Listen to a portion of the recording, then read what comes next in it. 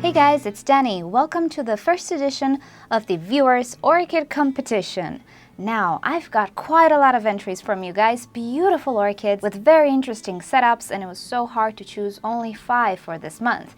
Reason why some of the entries that will not be featured in this month's competition will definitely be featured next month. So without further ado, let's get to work. Today we have 5 entries you guys can vote for, and the way to vote is actually really simple. In the upper right corner of your screen, you should find an info card with a poll, and there you will have all of the entries in the order they appear in this video, and all you need to do is just click on the one you liked the most. So we'll just start in alphabetical order. First entry is Alessandro with his beautiful Cypripedium orchid. I have to say, Cypripediums have always been on my wish list. I'm a little bit scared of trying them, as I guess some of you are as well. But Alessandro actually grows his Cypripedium successfully in a pot, not in the garden. So the orchid we see is a Cypripedium Kentucky Maxi.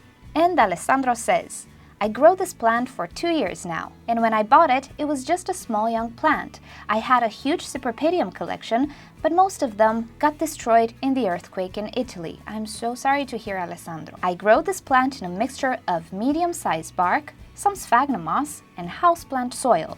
And P.S. Cypripediums are terrestrial orchids. The plant grows outside for all of the year in a cool environment. An important consideration is that if the plant cannot be grown in a cool environment, it is better to use clay pots for cooling down at least the rhizome. I give this orchid a lot of light, sometimes direct sun, but just in the morning. Even if I give this orchid a lot of light, its species parents need less light because they live in the middle of the forest. This plant goes dormant, I'm assuming in the winter time. When this happens, it's better to be put in the refrigerator at 4 or 5 degrees Celsius until late February, early March. The medium needs to have a good drainage or the plant will rot. Alessandro also has a YouTube channel in Italian. I'll share with you down below the link to his channel so you can watch his videos if you speak Italian. Alessandro, thank you so much for your entry. This gives me a little bit more confidence that I can actually grow Cypripediums. Well, now maybe I can give it a go, and maybe you guys just got an impulse to at least try to grow this species.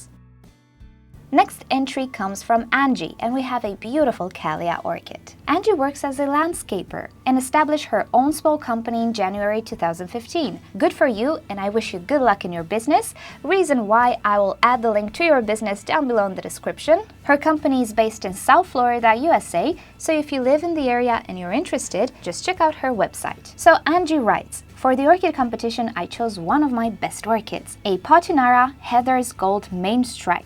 She bought this orchid in January 2016 from an orchid show called An Orchid Masquerade. When I bought it, it was about the end of the bloom. It took a little bit more than 1 year for it to bloom again. In winter season, January, I usually keep all my orchids inside until February. Then I send them back to my yard. I prefer to keep them hanging under a tree. For regular watering, I use a sprinkler system, which was installed by my husband. Water runs for 12 minutes, and I also use a simple sprayer to add some water because the weather in my area now is hot, approximately 80-90 degrees Fahrenheit or 25.5-32 degrees Celsius. Once a week, I do other procedures, such as soaking an orchid for 2 or 3 hours or a shower. I fertilize regularly, once every 4 to 6 days, depends on the season.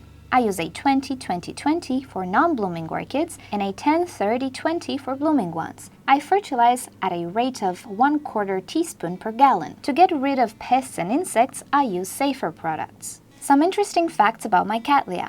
As you know, I was keeping it outside, and I was very happy to see how it was going to bloom. But welcome to South Florida. There are so many iguanas here. I noticed that one of the buds got damaged. I was forced to move my beautiful Cattleya inside, and I kept it there until the end of the blooming. Now I keep it on a table near a southern window without any additional light. I haven't repotted it yet because there was no need. The pot fits well, and I'm still not sure about repotting after blooming. Instead of potting mix, an expanded clay medium was used. The leaves on my orchid are medium green, and the flowers have a normal size of 5.5 inches, approximately 14 centimeters in diameter. That's a huge flower. I hope that my orchid and I have a chance to win the competition. Let's keep our fingers crossed. I'm keeping my fingers crossed as well, and if you guys enjoyed Angie's orchid, you know what you have to do. Just give her a vote in the info card on the screen. Next entry comes from Emmanuelle, and it's a really interesting one. Here we have a community pot of Phalaenopsis orchids. Emmanuelle writes, Here are some pictures of my 3 musketeers, 3 pink Phalaenopsis orchids growing in a single pot with bark mix and topped with moss. I decided 4 years ago to experiment growing Phalaenopsis in pairs or trios to save space in my house. I have large windows with a lot of natural light, but I am getting addicted to this hobby and I am lacking space. These 3 are the most successful ones because they always bloom together, and they make a spectacular display. My other phals don't always bloom in sync. The pink Phalaenopsis are no IDs. I bought them years ago when I was a newbie in the hobby. I live in Canada. Our winters are really dry, 20% humidity or so I use the humidifier AniPro. In the summertime, like right now, the humidity is higher, 40 or 50%. I fertilize every other week with an orchid fertilizer. In the wintertime, only once a month. I water my phals every other week since I have moss topping 1/3 of the pot. Now I asked Emmanuelle what are the advantages and disadvantages of growing community pots. The advantages of growing multiple orchids in one pot: amazing display, always getting compliments, saving the space, which is the main reason I tried it. Every time I buy phals, it is in pair because I will eventually put them in the same pot. Disadvantages: the orchids don't always bloom in sync. I have been lucky with my 3 musketeers. They never failed me. Not all the others are doing the same. Then there's disease. If one gets something that is contagious, the other ones will be contaminated as well. In that case, I separate them, not to lose both. Thank you so much, Emmanuelle, for sharing with us your community pot. I have to say, I tried it in the past, but I had the bad luck of actually potting up a spider mite-infested orchid with some healthy ones. And as you might suspect, things didn't go that well. I'm happy to see your display, and I have to agree, it looks wonderful. You have my compliments. The 4th entry comes from Neil, and we have yet another beautiful Cattleya orchid. But the pictures Neil sent are really awesome in my opinion because they feature a hummingbird. So Neil writes, I just spent the afternoon baiting hummingbirds with my Cattleya aurantiaca. It worked pretty well. So I took some photos of the growing situation so I could enter in the competition this month and maybe win the big prize, which is bragging rights. So this is a Cattleya, also going by Guarianthe aurantiaca. The history of this orchid. My lab is in the university greenhouse, and the greenhouse curators let me have some pieces that were discarded during repotting, some already in the trash. A year and a half later, I have 3 plants in bloom. The older growth has some troubles, either sunburn or bacterial black spot, but I've cut the worst of it out, and the new growth has been clean so far. The medium is coarse Douglas fir bark, some charcoal, vermiculite, and sphagnum, a commercial mix, topped with rounded stones. The pot is something I picked up at the thrift store. It's glazed inside and out, and the saucer is attached. This orchid grows in a north window with full-spectrum fluorescent tube lights 4 feet above the plants. Less light than recommended for Cattleyas, but evidently enough for blooming the species. Temperature is around 22 degrees Celsius during daytime and 18 degrees Celsius during nighttime, give or take, and humidity is about 30 or 40%. The roots have grown out of some holes in the pot and have circled around the attached dish. I've encouraged this, and I fill the dish with water every sunny morning. I also spritz the roots, not the leaves, with water when I know it will be sunny. I think this makes up for the low humidity in my house. I fertilize every week or 2 with a 15-5-5 and sometimes pour in some organic 0.2, 3, 4 when I have some mixed up already. It can't hurt. I hope you enjoyed the pictures. The aurantiaca is supposed to be popular, but I haven't seen another one before. It's been a nice step past phals and seems to be very forgiving, which would be worth pointing out. I have no idea if the hummingbirds actually get anything to eat out of these flowers. The same bird tried to eat out of the top of the leaves, but it stopped by twice. The hummingbird is our new resident, Rufus, who has claimed our feeder and the neighbor spruce as his territory and has been chasing away any other hummingbird that comes close. Neil, thank you so much for entering the competition. I think the pictures are wonderful, the orchid obviously is doing great, and furthermore you gave it a second chance at life. I appreciate the time you took to write to me, and if you guys enjoyed Neil's entry, just give him a vote up above in the info card. And the last entry from today comes from Sayari. I really hope I'm pronouncing your name correctly.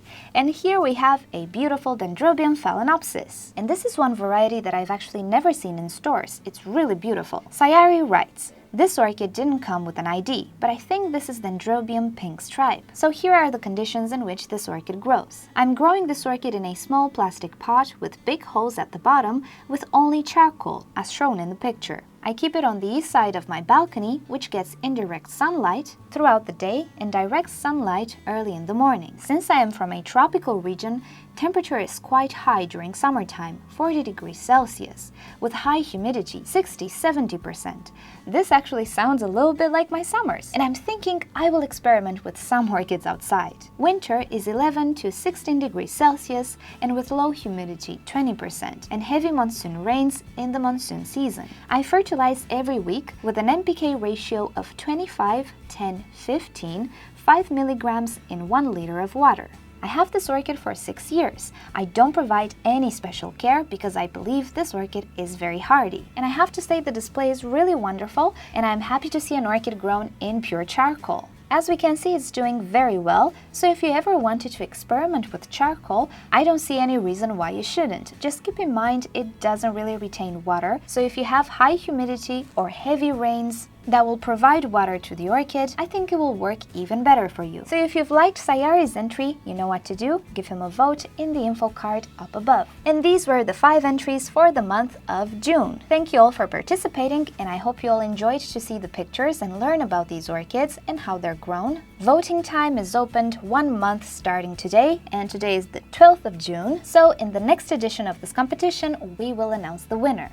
And if you're interested in entering this competition next month, you have all the details down below in the description how you can enter, where you should send the pictures and the description and all of that. If you've enjoyed this video and the idea, give this video a thumbs up. If you hated it, give it a thumbs down. Subscribe to my channel for regular orchids and plants videos, and don't forget to turn on notifications so you never miss a video. And happy voting! Bye!